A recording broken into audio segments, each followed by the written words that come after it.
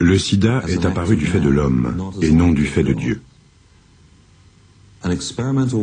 Un vaccin expérimental anti-polio buvable, élaboré, je crois, à partir de reins et de sang de chimpanzés et administré à plus d'1 million d'Africains au Congo belge, au Rwanda et au Burundi entre 1957 et 1960, correspond si précisément aux premières apparitions du sida qu'à mon avis, nous sommes en présence du chemin par lequel le virus du chimpanzé est parvenu jusqu'à l'homme.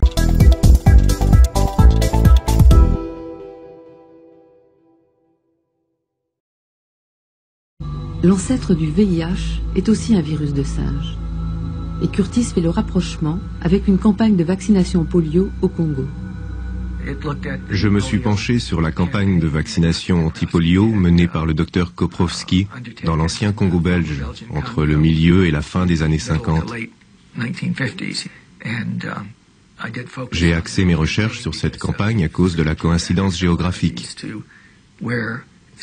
C'est en effet dans la même région que les chercheurs situaient les débuts de l'épidémie de sida chez l'homme. Et cette fameuse région d'Afrique est justement l'épicentre de l'épidémie du sida. La thèse de Curtis va secouer la communauté scientifique, car elle met en cause un des leurs, un chercheur de renom, pionnier de la lutte anti-polio, Hilary Koprowski. Koprowski, lui, choisit l'Afrique et un pays en pleine expansion, le Congo belge, longtemps propriété du roi Léopold et joyau de l'empire colonial. Avec ses mines de diamants et surtout d'uranium, le Congo fait partie d'accords commerciaux entre l'Amérique et la Belgique depuis la Deuxième Guerre mondiale. Mais c'est aussi et surtout un pays dont l'infrastructure sanitaire est parmi les mieux organisées et les plus modernes d'Afrique. L'Institut Princesse Astrid est un des laboratoires médicaux les plus importants et les plus complets de l'Afrique centrale. Il dispose d'un personnel nombreux et d'un matériel ultramoderne, tant pour l'exécution des analyses courantes que pour la recherche scientifique et la préparation de vaccins et sérums utilisés dans la lutte contre diverses maladies infectieuses. La sollicitude des services officiels s'étend spécialement aux enfants, l'avenir même du pays. Dès l'école, tous les enfants sont soumis à des examens médicaux et à cette occasion reçoivent un carnet de santé, véritable fiche d'identité sanitaire.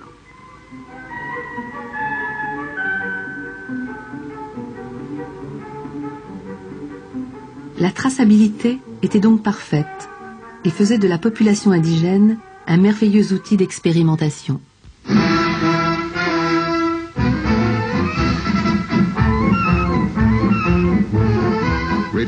Au Congo, retour au calme politique après les récentes perturbations. Léopoldville s'engage dans une lutte sans merci contre la paralysie infantile. Les hôpitaux sont pleins à craquer de mères avec leurs enfants, lesquels se verront administrer par voie orale contre ce fléau qui frappe les jeunes. Il s'agit d'une préparation à base de virus actifs mise au point aux États-Unis par le docteur Hilary Koprowski de Philadelphie. À la différence de notre célèbre vaccin Salk, celui-ci n'est pas injecté et si l'on en juge d'après la facilité avec laquelle les enfants l'acceptent, ça doit être bon. Hilary Koprowski est allé au Congo et il a pris des gens qui avaient fait l'objet d'abus et de mauvais traitements, qui avaient été, si je puis me permettre, victimes de l'expansion coloniale depuis près d'un siècle. Il s'est servi d'eux. Je ne crois pas que quiconque à l'époque se soit soucié de l'aspect éthique de la question. L'occasion se présentait, c'était légal, c'était autorisé par le gouvernement belge, ils y sont allés, ils ont fait leur boulot, un point c'est tout. Pas de quoi en faire toute une histoire.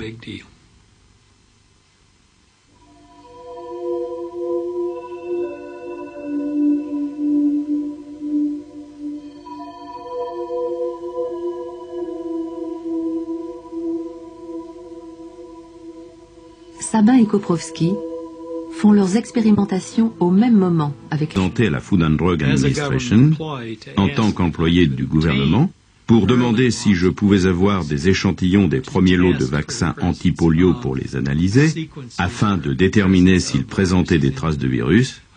On m'a dit qu'il n'y en avait pas. Ou plutôt qu'il n'y en avait bien eu, mais que quelque chose s'était produit, à la suite de quoi on n'en avait plus, et je ne pouvais donc pas y avoir accès. Je n'en trouverais pas, et il n'y avait pas moyen d'aller vérifier dans leur congélateur. D'autres personnes m'ont dit que tout ce travail avait déjà été fait et que la thèse était infirmée. Je n'avais qu'à prendre ça pour argent comptant, même si je ne les croyais pas. C'est donc parce que j'étais fonctionnaire que j'ai dû laisser tomber. Le sida est apparu du fait de l'homme et non du fait de Dieu.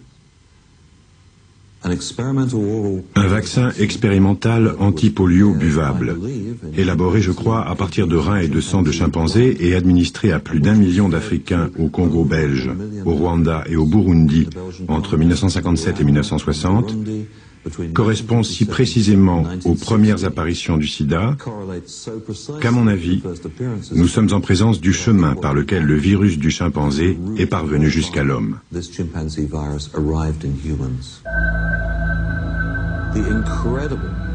On voit sur cette carte la remarquable corrélation entre les endroits où le vaccin Chat a été administré en Afrique centrale et les premières occurrences du VIH et du sida.